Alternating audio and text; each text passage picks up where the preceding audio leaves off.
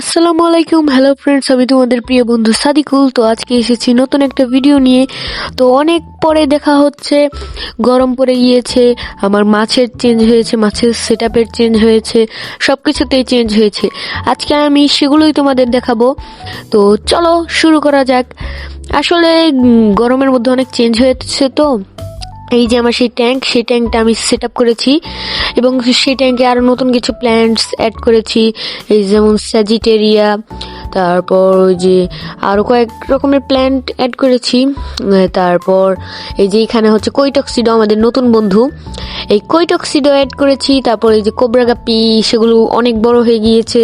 এই যে red tail platinum ডাম্বোয়ার গাপ্পি, ওই যে ওখান দিয়ে কিছু স্যাজিটেরিয়া লাগিয়েছি।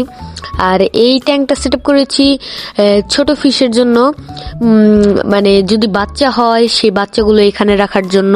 কিন্তু আমি কিছুদিনের মধ্যে একটা অ্যাকোরিয়াম সেট আপ করতে যাচ্ছি, ওই জন্যে আমি বড় মাছগুলো সেখানে শিফট করে দিব এবং বাচ্চা মাছগুলো আমি এই ট্যাঙ্কে রাখতে যাচ্ছি।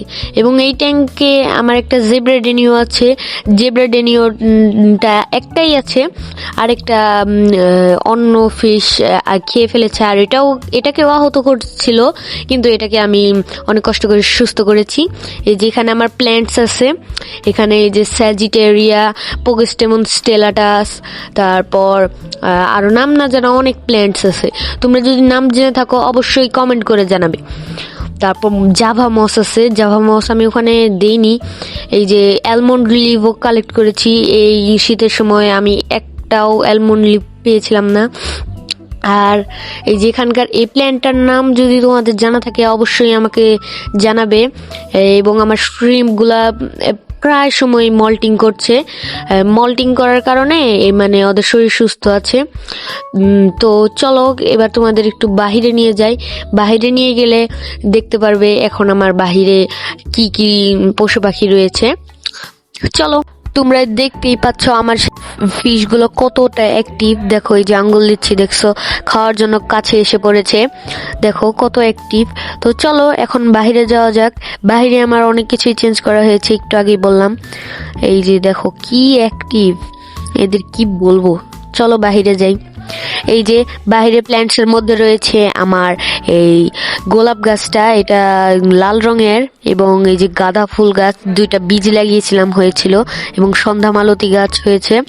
গাছটা অনেক বড় হয়ে গেছে, কিন্তু আজকে আবার লাগানোর কারণে গাছটা একটু মরা মরা অবস্থা। এই যে আমাদের সেই চীনা হাঁস, এই যে এখানে দুইজন বসে আছে, আরেকজন আছে সে হচ্ছে রান্নাঘরে বসে আছে, মানে ভিতরে আর কি। তাকে এখন দেখানো সম্ভব না, কারণ সে খুবই খুবই দুষ্টু। এই যেখানে আমার মুরগি এগুলো আছে, শুধুমাত্র ওই যে বড় মোরগটা বাদে, বড় মোরগটা পাশের বাসা থেকে আমাদের এখানে আসে। এবং সাদা যে মুরগি দেখলে পিছে একদম ফ্রেশ সাদা, ওই যে বাচ্চা, সেটা আমার প্রিয়। সেটা আর একটা মোরগ আছে, ওগুলা মানে আমার শখ থেকে আর কি কিনেছি সাদা। এই যে আমাদের সেই চীন হাঁস, এই যে এরা মানে দুটো দেশি হাঁস কিনেছি, অনেক বড় হয়ে গিয়েছে আগের চেয়ে। তারপর এই যে এখান দিয়ে ওরকম কিছু নেই, তবে মুরগির বাচ্চা আছে 12টা বাচ্চা, মা বাচ্চা ছেড়ে দিয়েছে। আর এই যে আমাদের সেই বড় চীন হাঁস। তো আজকের মতো এখানেই শেষ করছি, আবারও দেখা হবে অন্য ভিডিওতে। বাই।